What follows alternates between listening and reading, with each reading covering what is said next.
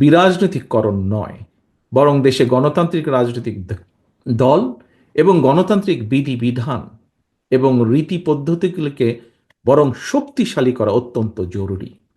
দেশের সাংবিধানিক প্রতিষ্ঠানগুলোকে শক্তিশালী করা অবশ্যই অত্যন্ত প্রয়োজন, এবং এই জন্য প্রয়োজন গণতান্ত্রিক চর্চা।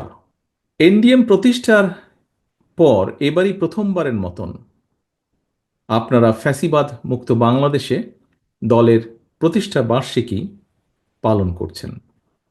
দেশের প্রতিটি রাজনৈতিক দলের জন্য এ ধরনের পরিস্থিতি অবশ্যই অত্যন্ত গুরুত্বপূর্ণ এবং প্রত্যাশিত।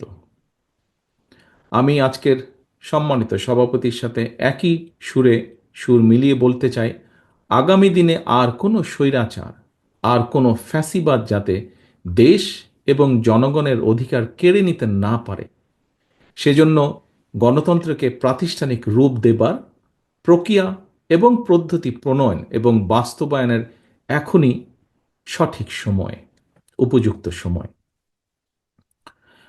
যদিও গণতন্ত্রকে প্রাতিষ্ঠানিক রূপ দেবার ক্ষেত্রে অন্তর্বর্তীকালীন সরকারের সদিচ্ছা কিংবা সামর্থ্য নিয়ে ইতিমধ্যেই হয়তো জনমনে কিছুটা হতাশার সৃষ্টি হয়েছে, তবুও গণতন্ত্রের পক্ষের রাজনৈতিক দলগুলো জনগণের ভোটে, জনগণের কাছে জবাবদিহিমূলক সরকার প্রতিষ্ঠার স্বার্থে অন্তর্বর্তীকালীন সরকারের প্রতি সমর্থন এখনো অব্যাহত রেখেছে।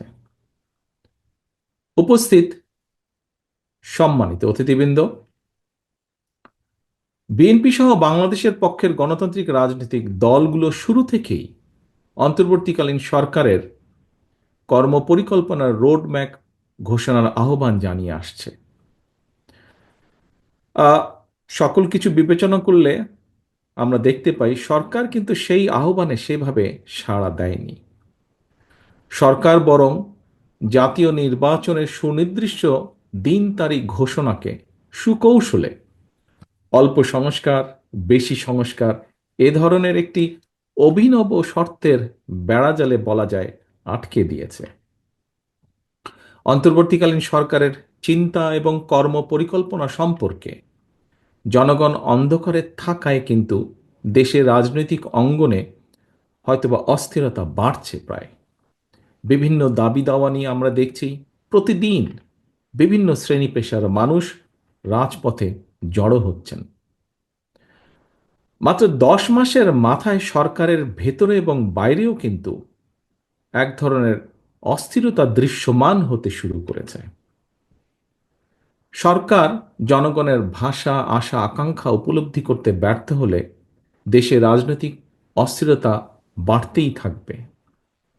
আমরা মনে করি দেশে এইভাবে অস্থিরতা বাড়লে এই সরকারের পক্ষে পরিস্থিতি সামাল দেওয়া কষ্টসাধ্যই হয়ে পড়বে। সুতরাং অন্তর্বর্তীকালীন সরকারের প্রতি তাদের সক্ষমতা সম্পর্কে আরও সতর্ক হওয়ার আহ্বান জানাই আজকের এই সভা থেকে। উপস্থিত প্রিয় রাজনৈতিক সহকর্মীবৃন্দ, উপস্থিত সম্মানিত অতিথিবৃন্দ, গণতন্ত্রের পক্ষে রাজনৈতিক দলগুলো যারা দীর্ঘ 1.5 দশক ধরে ফ্যাসিবাদী বিরোধী আন্দোলন সংগ্রামে একসঙ্গে আমরা রাজপথে ছিলাম, অন্তর্বর্তীকালীন সরকারের সামর্থ্য এবং সক্ষমতা সম্পর্কে আমরা এখনো নেতিবাচক মন্তব্য করিনি আমাদের অবস্থান থেকে।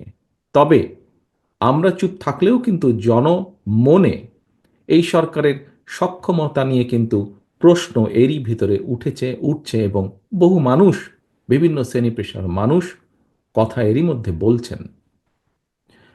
জুলাই আগস্টের অভ্যুত্থানে হাজারো শহীদের রক্ত চিরতরে অন্ধ হয়ে যাওয়া কিংবা নাক, কান, শরীরে অঙ্গ প্রত্যঙ্গ হারিয়ে চিরতরে পঙ্গুত্ব বরণ করা মানুষের হাহাকার, হাসপাতালে চিকিৎসাধীন অসংখ্য মানুষের আর্তনাদ এবং ফ্যাসিবাদ বিরোধী জাতীয় ঐক্যের উপর ভিত্তি করেই বর্তমান অন্তর্বর্তীকালীন সরকার বা সরকারের নৈতিক এবং রাজনৈতিক বৈধতার ভিত্তি রচিত হয়েছে। অথচ জুলাই আগস্টের আন্দোলনে কতজন শহীদ হয়েছেন, কতজন আহত হয়েছেন, 10 মাসেও কিন্তু অন্তর্বর্তীকালীন সরকার শহীদদের এই সংখ্যা ও তালিকা চূড়ান্ত করতে পারেনি। সম্মানিত অতিথিবৃন্দ, অথচ এর বিপরীতে একটু যদি আমরা খেয়াল করে দেখি, আপনাদেরকে আমি অনুরোধ করব একটু গভীরভাবে খেয়াল করে দেখবার জন্য। খুব সম্ভবত 2023 সালের অক্টোবর থেকে আজ পর্যন্ত, এই মুহূর্ত পর্যন্ত যুদ্ধ বিধ্বস্ত গাজায় কতজন মানুষ শহীদ হয়েছেন, কতজন আহত হয়েছেন, এই মুহূর্তে যদি আপনারা গুগলে সার্চ করেন, সেখানে মোটামুটিভাবে হতাহত মানুষের সংখ্যার হালনাগাদের যে তথ্য, সেটি আপনারা দেখতে পাবেন বা পেয়ে যাবেন। অথচ এই মুহূর্তে একজন শিক্ষার্থী অথবা একজন গবেষক যদি জুলাই আগস্টের শহীদদের সঠিক সংখ্যা সম্পর্কে সঠিক কিছু জানতে চান, তথ্য জানতে চান, তারা কি সেই সঠিক তথ্যটি পাবেন? এ ব্যাপারে কিন্তু একটি বিরাট সন্দেহ বা প্রশ্ন রয়ে গিয়েছে। এমন পরিস্থিতিতে গণ অভ্যুত্থানের সরকার রাষ্ট্র ক্ষমতায় থেকে 10 মাসেও যদি জুলাই আগস্টের শহীদদের তালিকা চূড়ান্ত না করতে পারে, না করা যায়, তাহলে সেটি সরকারের সক্ষমতা বহন করে কি না, আজকের সম্মানিত সকল উপস্থিতির সামনে আমি প্রশ্নটি রেখে যাচ্ছি। এখানে আরেকটি প্রশ্ন এসে দাঁড়ায়, সেটি হচ্ছে, সরকার কি তাহলে হতাহতদের ব্যাপারে উদাসীন, নাকি ক্ষমতার মোহে আচ্ছন্ন? এটিও আজকে বহু মানুষের, দেশের বহু মানুষের একটি বড় জিজ্ঞাসা। সম্মানিত অতিথিবৃন্দ, সম্মানিত সভাপতি, জুলাই আগস্টের হতাহতদের সঠিক তালিকা তৈরি করার চেয়েও অন্তর্বর্তীকালীন সরকারের কাছে করিডোর প্রদান কিংবা বন্দর ব্যবস্থাপনা বিদেশের হাতে তুলে দেওয়াটাকেই বেশি প্রাধান্য বলে মনে হচ্ছে, বা তারা বেশি প্রাধান্য দিচ্ছেন বলে মনে হচ্ছে। আমি একই সাথে এই ব্যাপারে সভাপতি সাহেব তার বক্তব্যে যা বলেছেন, তার সাথে একই সুরে সুর রেখে বলতে চাই, আমরা আবারও স্পষ্ট করে জানিয়ে দিতে চাই, করিডোর কিংবা বন্দর দেওয়া না দেওয়ার সিদ্ধান্ত অন্তর্বর্তীকালীন সরকারের অবশ্যই কাজ নয়। এই সিদ্ধান্ত নেবে জনগণের ভোটে নির্বাচিত জাতীয় সংসদ বা জনগণের ভোটে নির্বাচিত সরকার। বর্তমান অন্তর্বর্তীকালীন সরকারের আইনগত এবং রাজনৈতিক বৈধতা নিয়ে হয়তো কোনো প্রশ্ন নেই, তবে এই সরকার কোনোভাবেই জনগণের কাছে জবাবদিহিমূলক সরকার নয়। সুতরাং অন্তর্বর্তীকালীন সরকারের কাছে জনগণের ভোটে জনগণের কাছে জবাবদিহিমূলক সরকার প্রতিষ্ঠাই প্রথম এবং প্রধান অগ্রাধিকার হতে হবে। সম্মানিত সভাপতি, সম্মানিত অতিথিবৃন্দ, সম্মানিত উপস্থিত নেতৃবৃন্দ, সরকার জাতীয় রাজস্ব বোর্ড এনবিআর এর সংস্কার শুরু করেছে। এনবিআর সংস্কারের প্রয়োজনীয়তা নিয়ে আমাদের হয়তো কারোরই কোনো তেমন দ্বিমত নেই, কিন্তু সংশ্লিষ্টদের সঙ্গে আলাপ আলোচনা এবং সুষ্ঠু পরিকল্পনা এবং পরিণত চিন্তা না করে তড়িঘড়ি করে সংস্কার শুরু করে দেওয়ায় কিন্তু পুরো বিষয়টি হিতে বিপরীত হয়েছে, যা এরই ভিতরে আমরা পত্রপত্রিকার মাধ্যমে, সংবাদপত্রের মাধ্যমে পরিষ্কারভাবে দেখতে পাচ্ছি। প্রতিষ্ঠানটির কর্মকর্তারা সংস্কার প্রস্তাবনা এবং পদ্ধতি সম্পর্কে ভিন্ন মত পোষণ করে এরই ভিতরে কিন্তু প্রতিবাদ কর্মসূচি পালন করছেন। এনবিআর এর চলমান কর্মসূচির ফলে যথাসময়ে নিয়মিত রাজস্ব আদায় কার্যক্রম বন্ধ রয়েছে। ফলে চলতি অর্থ বছরে হাজার হাজার কোটি টাকার রাজস্ব ঘাটতি দেখা দেওয়ার কিন্তু একটি বিরাট সম্ভাবনা দেখা দিয়েছে। অন্তর্বর্তীকালীন সরকার এখনও তাদের কর্ম পরিকল্পনার অগ্রাধিকার কোনটি, তাদের প্রায়োরিটি নির্ধারণ করতে পেরেছেন বলে কিন্তু মনে করার কোনোই কারণ নেই। অন্তর্বর্তীকালীন সরকার যাই বলুক না কেন, আমরা যদি খেয়াল করে দেখি, দেশে বিনিয়োগ পরিস্থিতিও কিন্তু আশাব্যঞ্জক নয়। সরকারকে আমরা দেখেছি ব্যাপক আয়োজনে বিনিয়োগ সম্মেলন করলেও কাঙ্ক্ষিত বিনিয়োগ কিন্তু আসেনি।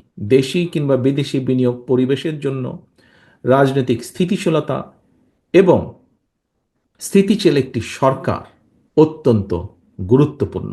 এই বিষয়ে এখানে উপস্থিত সম্মানিত সভাপতি সহ উপস্থিত অতিথিবৃন্দ কেউ দ্বিমত পোষণ করবেন না, আমি দৃঢ়ভাবে বিশ্বাস করি।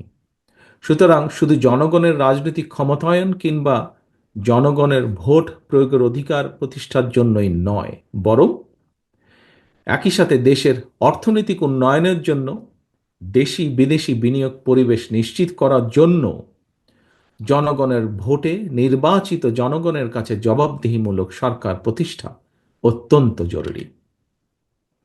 প্রিয় রাজনৈতিক সহকর্মীবৃন্দ, নানা রকম আলোচনা সমালোচনা থাকলেও গণতান্ত্রিক বিশ্বে কিন্তু শেষ পর্যন্ত রাজনীতিবিদরাই রাষ্ট্র পরিচালনা করেন। জনগণকে সঙ্গে নিয়ে, জনগণের সঙ্গে থেকে রাজনীতিবিদ এবং রাজনৈতিক দলগুলো রাষ্ট্র পরিচালনার দায়িত্ব পালনের জন্য নিজেদেরকে প্রস্তুত করে থাকেন। এটি গণতান্ত্রিক বিশ্বের রীতি। সরকার কিন্তু কোনো একটি এলিট ক্লাব কিংবা কর্পোরেট প্রতিষ্ঠান নয়। সরকার অবশ্যই একটি রাজনৈতিক প্রতিষ্ঠান। এই রাজনৈতিক প্রতিষ্ঠানটির সঙ্গে দেশের প্রতিটি নাগরিকের সরাসরি অংশগ্রহণ নিশ্চিত থাকতে হবে।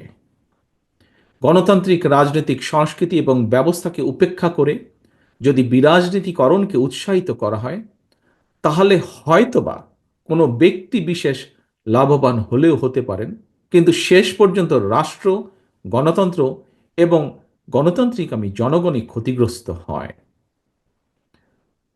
প্রিয় রাজনৈতিক সহকর্মীবৃন্দ, একটি রাজনৈতিক দল রাষ্ট্র পরিচালনার জন্য ধীরে ধীরে কিভাবে নিজেদেরকে প্রস্তুত করে থাকেন, এর একটি ছোট্ট উদাহরণ আপনাদের সামনে আমি তুলে ধরে আমার বক্তব্যকে শেষ করে আনতে চাই। আমরা সকলেই জানি, পতিত পরাজিত পলাতক স্বৈরাচার লুটপাট, দুর্নীতি আর টাকা পাচার করে দেশের ব্যাংকিং খাতকে বলা যায় প্রায় ধ্বংস করে ফেলেছিল। এই ব্যাংকিং খাতকে সংস্কার করার জন্য এনডিএম 22 দফা সুপারিশমালা প্রস্তুত করেছে। এর মধ্যে 9টি দফা অগ্রাধিকার ভিত্তিক সুপারিশ। এনডিএম এর এই 9 দফা সুপারিশ আমার দেখার সুযোগ হয়েছে। সুপারিশগুলোকে আমার কাছে সময় উপযোগী এবং যৌক্তিক মনে হয়েছে, বাস্তবধর্মী মনে হয়েছে। তবে এই যে বিষয়টি যেটি বললাম 9 দফার, বা এই যে অর্থনৈতিক যে ব্যাংকিং সেক্টরে এনডিএম এর যে প্রস্তাবনা, এই বিষয়টি এখানে বলার মূল লক্ষ্য বা উদ্দেশ্য হচ্ছে প্রতিটি রাজনৈতিক দল এভাবেই দল এবং সরকার পরিচালনার দায়িত্ব পালনের জন্য রাজনৈতিক প্রক্রিয়ায় ধীরে ধীরে নিজেদেরকে প্রস্তুত করে তোলে। নিজ নিজ দলের আদর্শ, উদ্দেশ্য এবং প্রস্তাবনার পক্ষে জনগণের ম্যান্ডেট নেয়। জনগণের ম্যান্ডেট পেলে রাষ্ট্র এবং সরকার পরিচালনার দায়িত্ব পালন করে। সুতরাং বিরাজনৈতিকরণ নয়, বরং দেশে গণতান্ত্রিক রাজনৈতিক দল এবং গণতান্ত্রিক বিধিবিধান এবং রীতি পদ্ধতিগুলিকে বরং শক্তিশালী করা অত্যন্ত জরুরি। দেশের সাংবিধানিক প্রতিষ্ঠানগুলোকে শক্তিশালী করা অবশ্যই অত্যন্ত প্রয়োজন, এবং এই জন্য প্রয়োজন গণতান্ত্রিক চর্চা। অন্তর্বর্তীকালীন সরকারের প্রতি আবারও আহ্বান জানিয়ে বলবো, পরিস্থিতি অযথা ঘোলাটে না করে জাতীয় নির্বাচনের সুস্পষ্ট তারিখ ঘোষণা করুন।